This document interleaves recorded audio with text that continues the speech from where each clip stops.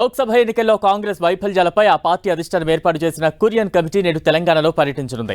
రాష్ట్రంలో అధికారంలో ఉండి కూడా బీజేపీతో సమానంగా 8 సీట్లు రావడాన్ని కాంగ్రెస్ అధిష్టానం తీవ్రంగా పరిగణించింది.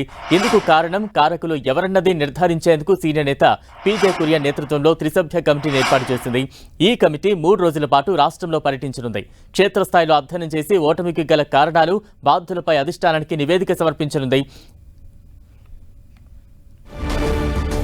రాష్ట్రంలో అధికారంలో ఉన్న కాంగ్రెస్ 9 ఎంపీ సీట్లను ఖచ్చితంగా గెలుచుకుంటుందని, మరికొంతమంది కష్టపడితే 12 నుంచి 14 స్థానాలను కైవసం చేసుకోవచ్చని మొదట్లో భావించింది. మహబూబ్ నగర్, ఆదిలాబాద్, సికింద్రాబాద్ లోక్సభ స్థానాల్లో గెలుస్తామని ధీమాగా ఉన్నా అక్కడే ఓటమి చెందడం పార్టీని అసంతృప్తికి లోను చేస్తోంది.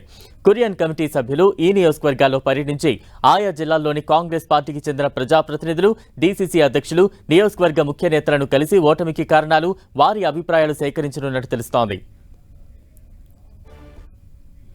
ఓడిపోయిన అభ్యర్థులను నియోజకవర్గపు ఇన్ఛార్జిగా వ్యవహరించిన మంత్రిని, ఆ పరిధిలోని ఎమ్మెల్యేలను, ముఖ్య నేతలను, మంత్రి పదవులు, నామినేటెడ్ పోస్టులు ఆశిస్తున్న వారితో కమిటీ స్వయంగా మాట్లాడనుంది.